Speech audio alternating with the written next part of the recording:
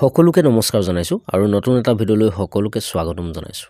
মই আজি আলোচনা কৰিবলৈ লৈছো দশম শ্ৰেণী অৰ্থাৎ ক্লাছ 10ৰ যেহেতু 2025 চনৰ মেট্ৰিক পৰীক্ষা আহি আছে, গতিকে মেট্ৰিক পৰীক্ষাৰ পেপাৰখননো কেনেকৈ আহিব বা পেপাৰখনৰ বাবে আমি কোনবিলাক দিশ বা কোনবিলাক পইণ্টছ আমি চোৱাটো উচিত তাৰ বিষয়ে আজি মই ভিডিঅ'টোত আলোচনা কৰিবলৈ চেষ্টা কৰিম। তেন্তে পলম নকৰো, আমি ভিডিঅ'টো আৰম্ভ কৰোঁ।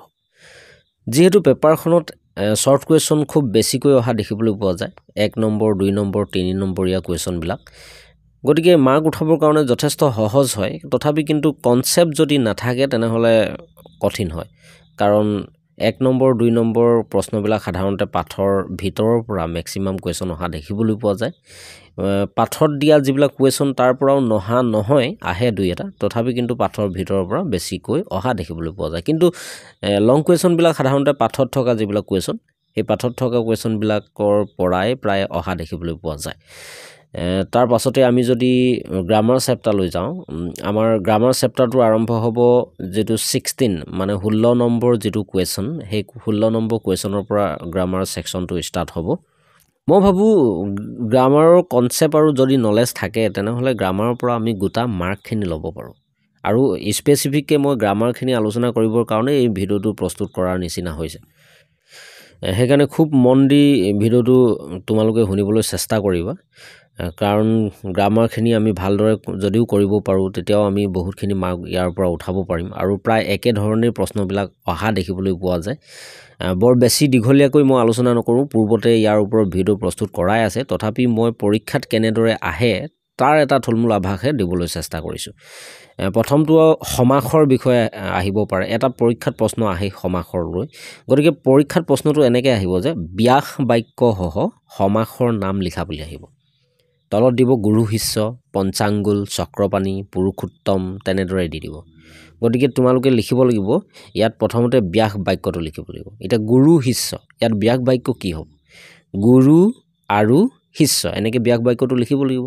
তাৰপাছত এই গুৰু শিষ্যটো কোন সমাসত আছে? আমি পাইছিলোঁ যে সমাসৰ যিটো প্ৰথম ভাগ দ্বন্দ্ব সমাস, আৰু দ্বন্দ্ব সমাসক 3টা ভাগত ভাগ কৰিছিল। প্ৰথম যিটো ভাগ সেইটোৱে হৈছে ইতৰেত দ্বন্দ্ব। গতিকে সেই ইতৰেত দ্বন্দ্বটো ইয়াত আমি প্ৰয়োগ হোৱা দেখিবলৈ পাইছোঁ, গুৰু আৰু শিষ্য। ব্ৰেকেটত লিখিব লাগিব ইতৰেত দ্বন্দ্ব। ইয়াৰ নিয়মবিলাকৰ ওপৰত ভিডিঅ' বনোৱা আছে, ধুনীয়াকৈ চাই ল'লে বুজিবলৈ সক্ষম হ'বা। ইয়াত মই যদি বুজাই থাকোঁ তেনেহ'লে বহুত দীঘল হ'বগৈ ভিডিঅ'টো, সেইকাৰণে ইয়াত বুজাবলৈ বেলেগ ভিডিঅ' ডেছক্ৰিপশ্যনত লিংক দিছোঁ, তোমালোকে তাৰ পৰা চাই ধুনীয়াকৈ বুজি ল'বা। মই জাষ্ট উদাহৰণটোহে দিব বিচাৰিছোঁ। নেক্সট পঞ্চাংগুল। পঞ্চাংগুলটো এনেদৰে আমি ভাঙিব পাৰোঁ, পঞ্চ আংগুলিৰ সমাহাৰ। অৰ্থাৎ আমি পাইছিলোঁ যে সংখ্যাবাচক শব্দৰ লগত যেতিয়া সমাস গঠন হয় সেইটো কি সমাস বুলি কয়? দ্বিগু সমাস বুলি কয়। ঠিক তেনেকৈ চক্ৰপাণি, পুৰুষোত্তমটো কেনেদৰে হ'ব তোমালোকে জনাবাচোন। তাৰ পাছতে আহে তোমালোকৰ সন্ধি ভাঙিবলৈ আহে। এতিয়া সন্ধি ভাঙা কেনেকৈ আহে মই তলত দেখাই দিবলৈ চেষ্টা কৰিছোঁ। ইয়াত কি হ'ব? মহাযোগ উৎসৱ হ'ব, মহোৎসৱ। ঠিক তেনেকৈ সমন্বয়টো কি হ'ব? সন্ধি ভাঙিলে সমযোগ আন্বয় হ'ব। ঠিক তেনেদৰে তোমালোকে সঞ্চয় আৰু দেৱাসুৰটো সন্ধি কেনেকৈ হ'ব কমেণ্ট কৰি জনাবা। তাৰ পাছতে তোমালোকৰ পৰীক্ষাত আহে বাক্য পৰিৱৰ্তন কৰা বুলি আহে। আমি পঢ়িবলৈ পাইছিলোঁ যে সৰল বাক্য, জটিল বাক্য, যৌগিক বাক্য পঢ়িবলৈ পাইছিলোঁ। গতিকে তোমালোকক এটা বাক্য দিব, উদাহৰণস্বৰূপে মই দি দিছোঁ ইয়াত, যদি পৰিশ্ৰম কৰা তেন্তে নিশ্চয় সাফল্য লাভ কৰিবা। ব্ৰেকেটত দিব সৰল বাক্য লৈ নিয়া। যদি আমি এই বাক্যটো সৰল বাক্য লৈ নিওঁ তেনেদৰে আমি কেনেদৰে সৰল বাক্য লৈ নিব পাৰিম?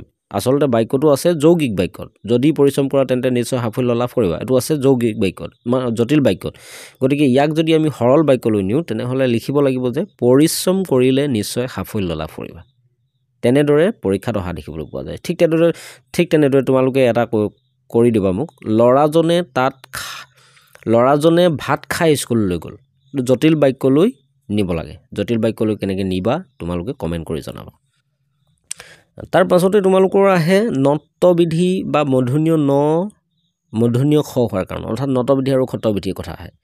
মূৰ্ধন্য ন আৰু মূৰ্ধন্য খ হোৱাৰ কাৰণবিলাক লিখিবলৈ আহে। তোমালোকক দিব দুটামান ভূমিষ্ঠ দিব ধৰা তৃণ দিব কৃষক দিব ঘণ্টা দিব স্পষ্ট শুশ্ৰূষা তেনেকৈ দুটামান দি দিব আৰু তোমালোকে তেতিয়া তৃণ এতিয়া ধৰি লোৱা তৃণ এইটো মূৰ্ধন্য ন কিয় হৈছে কাৰণটো তুমি লিখিব লাগিব অৰ্থাৎ আমি নিয়মবিলাক পঢ়িছিলোঁ যে ৰি ৰ মূৰ্ধন্য খৰ পাছত থকা দন্তীয় ন মূৰ্ধন্য ন হয় পঢ়িছিলোঁ আমি গতিকে আমি ইয়াত দেখিবলৈ পাইছোঁ যে দন্তীয় তত ৰিকা আছে ৰিকাটো কি হয় ৰি হয় গতিকে ৰিৰ পাছত সদায় কি হয় দন্তীয় নটো মূৰ্ধন্য ন হৈ যায় সেইকাৰণে এইটো তৃণ হৈছে ঠিক তেনেকৈ ভূমিষ্ঠটো মূৰ্ধন্য খ হোৱাৰ কাৰণটো কি কাৰণে হৈছে আমি নিয়মত ধুনীয়াকৈ লিখা আছিলে পাইছিলোঁ কৃষকটো স্বাভাৱিকভাৱে মূৰ্ধন্য ন হৈছে মূৰ্ধন্য খ হৈছে ঘণ্টাটো মূৰ্ধন্য ত বৰ্গৰ লগত আমি জানো যে মূৰ্ধন্য ত বৰ্গৰ লগত দন্তীয় নটো কি হয় সদায় মূৰ্ধন্য নয় হয় স্পষ্ট আৰু শুশ্ৰূষা এই দুটা তোমালোকে কি হয় অৰ্থাৎ নট্যবিধি বা খট্টবিধি কেনেদৰে হয় তোমালোকে মোক কমেণ্ট কৰি জনাবলৈ নাপাহৰিবা তাৰ পাছত তোমালোকৰ আহিব যতি চিহ্ন ব্যৱহাৰ কৰিবলৈ আহিব গতিকে এটা বাক্য দিব আৰু সেই বাক্যটোত আমি যতি চিহ্নবিলাক বা বিৰাম চিহ্নবিলাক আমি কেনেদৰে ব্যৱহাৰ কৰিম মই উদাহৰণস্বৰূপে দি দিছোঁ যে তেওঁ ক'লে মনত ৰাখিবা তুমি অসমৰ বীৰ ইয়াক আমি কেনেদৰে যতি চিহ্ন ব্যৱহাৰ কৰিম তোমালোকে চাবা তেওঁ ক'লে কমা দিব লাগিব আকৌ মনত ৰাখিবা ঊৰ্ধ্বকমাৰ ভিতৰত লিখিব লাগিব মনত ৰাখিবা দি আকৌ কমা তুমি অসমৰ বীৰ সন্তান দাৰি দি ঊৰ্ধ্বকমা ক্ল'জ কৰিব লাগিব এনেদৰে আমি যতি চিহ্নবিলাক ব্যৱহাৰ কৰিব লাগিব ঠিক তেনেদৰে তোমালোকক এটা দিছোঁ শিক্ষকে সুধিলে যদু তুমি কালি স্কুললৈ কিয় নাহিলা এইটো তোমালোকে মোক কৈ দিবা নেক্সট তোমালোকৰ আৰু এটা পৰীক্ষাত আহিব বাক্য ৰচনা কৰিবলৈ আহিব আচলতে বাক্য ৰচনা কৰিবলৈ যিবিলাক জতুৱা ঠাঁচ যে সেই জতুৱা ঠাঁচবিলাকৰ পৰা বিশেষকৈ বাক্য ৰচনা কৰিবলৈ দিয়ে তোমালোকৰ পাঠ্যপুথিত কিছুমান জতুৱা ঠাঁচ আছে সেই জতুৱা ঠাঁচবিলাক চোৱাৰ উপৰিও আৰু অন্যান্য কিছুমান জতুৱা ঠাঁচ তোমালোকে চাব লাগিব তাৰ পৰাই জতুৱা ঠাঁচবিলাক দি বাক্য ৰচনা কৰিবলৈ দিয়ে আৰু এই জতুৱা ঠাঁচবিলাক যদি আমি মিনিংবিলাক নাজানো অৰ্থাৎ অৰ্থটো নাজানো তেনেহ'লে জতুৱা ঠাঁচৰ বাক্য ৰচনা কৰিবলৈ খুব অসুবিধা হয় সেইকাৰণে এনেকৈ দিব পাৰে মই উদাহৰণস্বৰূপে দি দিছোঁ যে গাই বাই চা ইয়াৰ যদি আমি মিনিংটো নাজানো তেনেহ'লে আমি বাক্য ৰচনা কেনেকৈ কৰিম সেইটো কাৰণে আমি কিছুমান জতুৱা ঠাঁচ আমি কি কৰিব লাগিব চাব লাগিব গাই বাই চা মানে কি অলপ চেষ্টা কৰি চোৱা আৰু সেই মিনিংটোক লৈ আমি এটা বাক্য ৰচনা কৰিব লাগিব ঠিক তেনেকৈ ন দি কোৱা মানে হৈছে ডাঠি কোৱা ঠিক তেনেকৈ থেৰু চিগা আৰু সোণৰ হোলেং মানে কি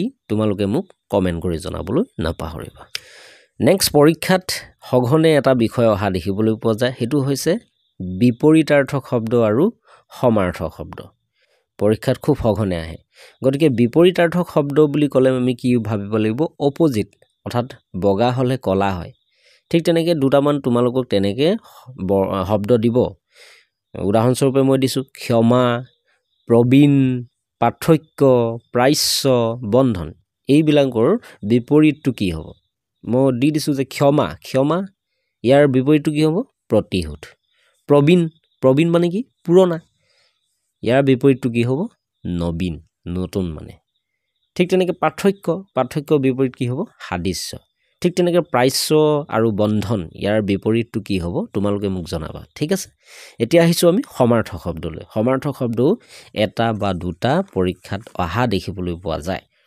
সমাৰ্থক শব্দৰ ভিতৰত তোমালোকক দিব যে ব্যায়াম বুলি দি দিলে ধৰা বজ্ৰকাই ব্যায়াম মানে ইয়াৰ সমাৰ্থক কি হ'ব যদি আমি সমাৰ্থক শব্দৰ বিষয়ে আগতে পঢ়া নাই বা নাজানো তেনেহ'লে ইয়াৰ সমাৰ্থক শব্দটো বিচাৰি উলিয়াবলৈ খুবেই কঠিন হ'ব ব্যায়াম মানে হৈছে আকাশ অম্বৰ শূন্য এনেকৈ বুলিও দিব পাৰে কেতিয়াবা বা চকু বুলি নিদি লোচন বুলি দি দিলে ইয়াৰ লোচন মানে এতিয়া ইয়াৰ সমাৰ্থক শব্দটো কি হ'ব চকু ঠিক তেনেকৈ চিত্ৰ শুকুলা ইয়াৰ সমাৰ্থক শব্দকেইটা কি হ'ব মোক জনাবা নেক্সট প্ৰত্যয় ভাঙি দেখুওৱা তোমালোকৰ পাঠ্যপুথিত প্ৰত্যয় ভাঙিবলৈ আছে গতিকে প্ৰত্যয় ভাঙি দেখুওৱা বুলি আহিব বা প্ৰত্যয় ভাঙি বা প্ৰত্যয় জোৰা লগাবলৈও আহে কেতিয়াবা গতিকে বিশেষকৈ মই দেখাই দিছোঁ যে লিখ যোগ অক লিখক এনেকৈ পদ্য আমি ভাঙিব লাগিব ঠিক তেনেকৈ ধাননিটো আমি কেনেকৈ পদ্য ভাঙিম ধান যোগ অনি ধাননি তেনেকৈ ভাঙিব লাগিব ৰান্ধ যোগ অনি ৰান্ধনি তেনেকৈ আমি পদ্যটো ভাঙিব লাগিব কেতিয়াবা আকৌ পদ্যটো কি কৰিবলৈ আহে যোৰা লগাবলৈ আহিব পাৰে ঠিক আছে গতিকে আমি এনেকৈ পদ্য ভাঙিবলৈ আহিলে এনেদৰে লিখিব লাগিব তাৰ পাছত আহিব পাৰে এটা শব্দ আহিব পাৰে নহয় আহেই এটা শব্দত প্ৰকাশ কৰিবলৈ আহে উদাহৰণস্বৰূপে মই দিছোঁ যে পনীয়া গাখীৰ দিয়া গাই মানে এই বাক্যটো এটা শব্দত প্ৰকাশ কৰিব লাগে এতিয়া পনীয়া গাখীৰ দিয়া গাইজনী কি বুলি কয় জলাহী বুলি কয় ঠিক আছে নেক্সট আকৌ দিব পাৰে হঠাতে হোৱা ঘটনা কি বুলি কয় দুৰ্ঘটনা বুলি কয় পি খোৱা বস্তু কি বুলি কয় পেয় বুলি কয় ঠিক তেনেকৈ কঁঠালৰ সৰু কলি কি বুলি কয় বা বিহুৰ আগদিনা এটা শব্দত প্ৰকাশ কৰিলে কি হ'ব তোমালোকে এইটো মোক জনাবা নেক্সট আৰু এটা বিষয় পৰীক্ষাত খুব সঘনে আহে বাক্যটো শুদ্ধকৈ লিখিবলৈ আহে এটা বাক্য দিব সেই বাক্যটো শুদ্ধকৈ কেনেকৈ আমি লিখিম দিব উদাহৰণস্বৰূপে মই বুজি পাবৰ কাৰণে দি দিছোঁ এটা এনেকুৱা ধৰণে প্ৰায় অহা দেখিবলৈ পোৱা যায় যোৱাকালি তেওঁ গুৱাহাটীলৈ গ'ল ঠিক আছে এতিয়া এই বাক্যটো অশুদ্ধ হৈ আছে ইয়াক আমি কেনেকৈ শুদ্ধ কৰিম অৰ্থাৎ যোৱাকালি বুলি কোনো ধৰণৰ শব্দ নাথাকে গতিকে কালিয়ে ঠিক আছে ইয়াত আমি কি বুলি লিখিব লাগিব কালি তেওঁ গুৱাহাটীলৈ গ'ল বুলি লিখিব লাগিব কিছুমানে ভুলকৈ কয় কথিতকৈ কৈ থাকে সেই কাইলৈটোকো কালি কৈ থাকে গতিকে কাইলৈটো কাইলৈ কিন্তু যোৱাকালি বুলি শব্দ নাথাকে কালি ঠিক আছে সেইকাৰণে আমি লিখিব লাগিব কালি তেওঁ গুৱাহাটী গ'ল ঠিক আছে নেক্সট আহিব পাৰে তোমালোকৰ এটা উপসৰ্গ আহে বা পৰসৰ্গ আহে পৰসৰ্গ বা অনুসৰ্গ একে কথা এতিয়া উপসৰ্গটো এনেদৰে পৰীক্ষাত আহে যে উপসৰ্গ আমি পাইছিলোঁ যে 20টা উপসৰ্গ আছিলে প পৰা অপসম নিৰ দূৰ অনিৰ পৰা আদি কৰি 20টা আছিলে আৰু সেই 20টা গোটেই 20টা লিখিবলৈ নাহে তাৰে এটা দি দিব তোমালোকক ধৰা উদাহৰণস্বৰূপে মই দিছোঁ পৰীক্ষাত এনেকৈ দিব উপসৰ্গ প্ৰয়োগ কৰি এটা বাক্য ৰচনা কৰিবলৈ আহিব তেতিয়াহ'লে তোমালোকে উপসৰ্গটো লগাই যিকোনো শব্দ লিখিব পৰা এটা টোৱে প্ৰথম হয় টোৱে প্ৰধান হয় টোৱে প্ৰাৰ্থনা হয় বিভিন্ন ধৰণৰ শব্দ হ'ব পাৰে গতিকে সেই টোক লৈ আমি এটা শব্দ প্ৰথমতে লিখিব লাগিব আৰু সেই শব্দটো ইউজ কৰি আমি এটা বাক্য ৰচনা কৰিব লাগিব যেনেকৈ মই এটা বাক্য ৰচনা কৰি দিছোঁ ৰাহুলে দৌৰত প্ৰথম স্থান লাভ কৰিলে এতিয়া টো আহিছে ইয়াত প্ৰথমটো আহিছে সেইটো উপসৰ্গ হয় নে নহয় ঠিক তেনেকৈ অনুসৰ্গটো একেই অনুসৰ্গটো কি হ'ব উপসৰ্গটো শব্দটো আগত বহে কিন্তু অনুসৰ্গটো কি হ'ব পদৰ পাছত বহিব ঠিক আছে উপসৰ্গটো পদৰ আগত বহে কিন্তু অনুসৰ্গটো পদৰ পাছফালে বহে অৰ্থাৎ অনুসৰ্গবিলাক কোনবিলাক আচলতে হক হবলা চোন ই তু গৈ দেখোন নে কি এনেকুৱাবিলাক কি হয় অনুসৰ্গ হয় যেনেকৈ ধৰি লোৱা হক তুমি যাবা হক দেই তেনেকৈ বুলি কয় নাই ঠিক তেনেকৈ তুমি মোৰ ল'ৰাটোক চাবাচোন চোনটো ব্যৱহাৰ কৰিছে অৰ্থাৎ একেবাৰে শেষত ব্যৱহাৰ কৰিছে অনু মানে কি শেষত ব্যৱহাৰ কৰিছে ঠিক আছে মই এটা বাক্য দি দিছোঁ তুমি বৰষুণতে গলা ডেছ পৰীক্ষাত এনেকৈ দিব তুমি বৰষুণতে গলা ডেছ কি হ'ব ইয়াত এই খালী ঠাইটোত কি হ'ব গতিকে তোমালোকে লিখিব লাগিব যে তুমি বৰষুণতে গলাগৈ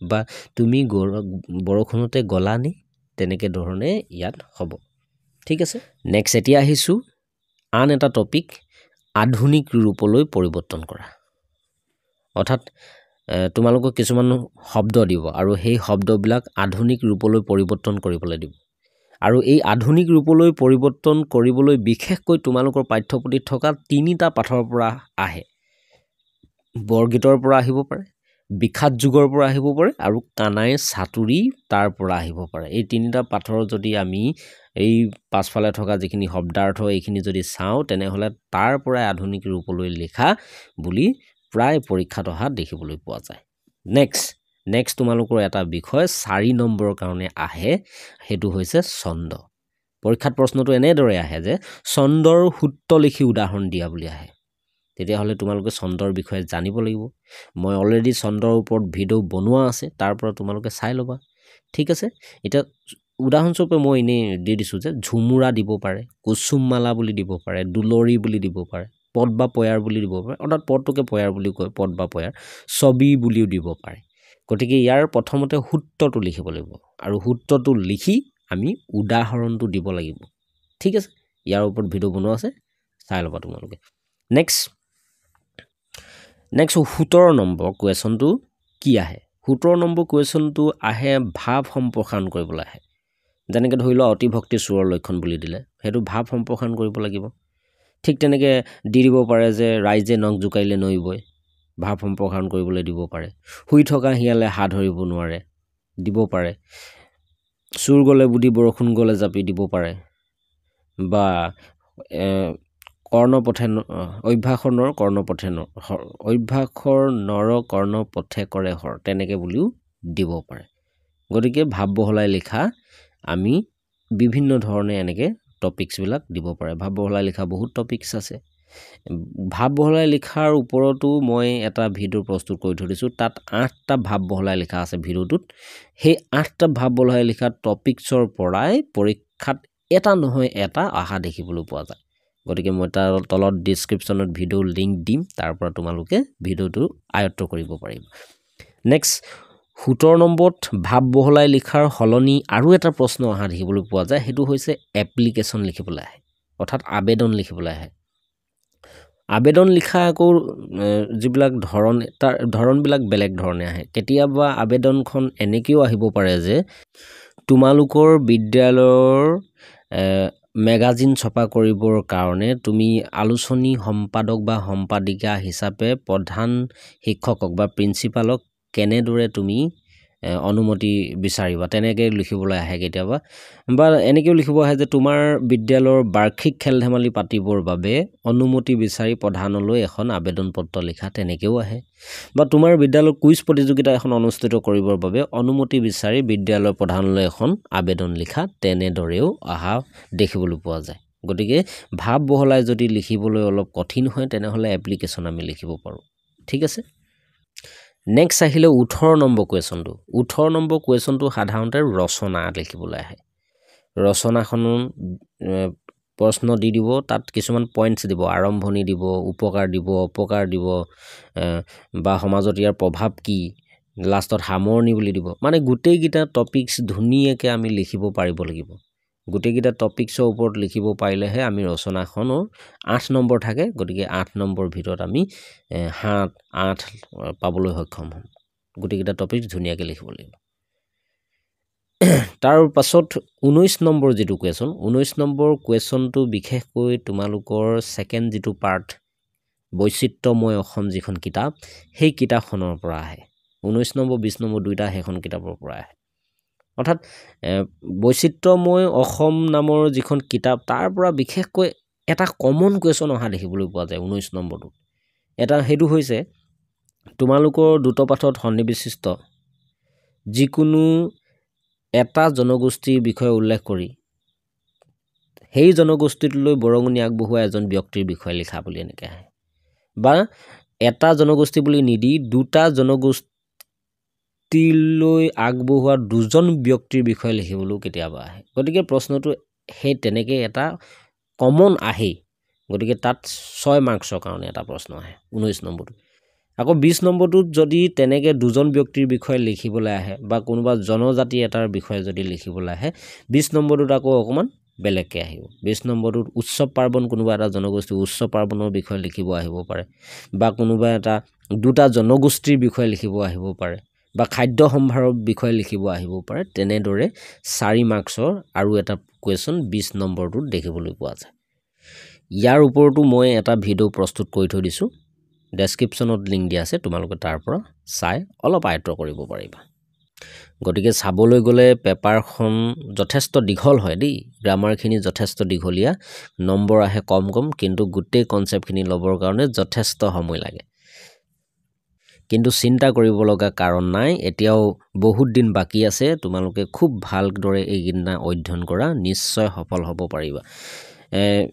ইয়াৰ লগত সামঞ্জস্য থকা বিভিন্ন ধৰণৰ ভিডিঅ' মই প্ৰস্তুত কৰিছোঁ, তথাপিও মই কেইটামান ভিডিঅ'ৰ লিংক অৰ্থাৎ যিখিনি ইম্পৰ্টেণ্ট চাবলগীয়া ভিডিঅ' ডেছক্ৰিপশ্যনত দিয়া আছে 2024 চনৰ পেপাৰখন ছল্ভ কৰা আছে পেপাৰখনো চাব পৰা কেনেদৰে আহিছিলে আগতে ছেকেণ্ড পাৰ্টটো যিটো দ্ৰুতপাঠ অৰ্থাৎ বৈচিত্ৰ্যময় অসমৰ লৈ মই এটা ভিডিঅ' প্ৰস্তুত কৰি থৈছোঁ সেইটো চাব পৰা তেনেদৰে খুব আহে আগতে চন্দ্ৰৰ বিষয়ে এটা ভিডিঅ' প্ৰস্তুত কৰি থৈ দিছোঁ ভিডিঅ' ডেছক্ৰিপশ্যনত লিংক দিম সেইটো চাব পাৰিবা ভাৱ বহলাই লিখাটোও চাব পাৰিবা আৰু মেট্ৰিক পৰীক্ষাত সঘনে অহা ব্যাকৰণৰ ওপৰত মই 4টা ভিডিঅ' প্ৰস্তুত কৰি থৈ দিছোঁ গ্ৰামাৰ ওপৰত মই 7টা ভিডিঅ' প্ৰস্তুত কৰি থৈ দিছোঁ মেট্ৰিক পৰীক্ষাত সঘনে অহা ব্যাকৰণ বুলি 4টা ভিডিঅ' প্ৰস্তুত কৰিছোঁ আৰু গ্ৰামাৰখিনি অল ডিটেইলছ গ্ৰামাৰখিনি মই 7টা ভিডিঅ' প্ৰস্তুত কৰি থৈ দিছোঁ ভিডিঅ' ডেছক্ৰিপশ্যনত লিংক দিছোঁ তোমালোকে তাৰ পৰা চাই অলপ আয়ত্ত কৰি ল'ব পাৰিবা তেন্তে আৰু বেছি দীঘলীয়া নকৰোঁ ভিডিঅ'টো আজি ইমানতে সমাপ্ত কৰিছোঁ সকলোলৈকে শুভেচ্ছা জনাইছোঁ যাতে পৰীক্ষাটো তোমালোকে ভালদৰে দিয়া ইয়াকে কৈ ধন্যবাদ জনাই ভিডিঅ'টো সামৰণি মাৰিছোঁ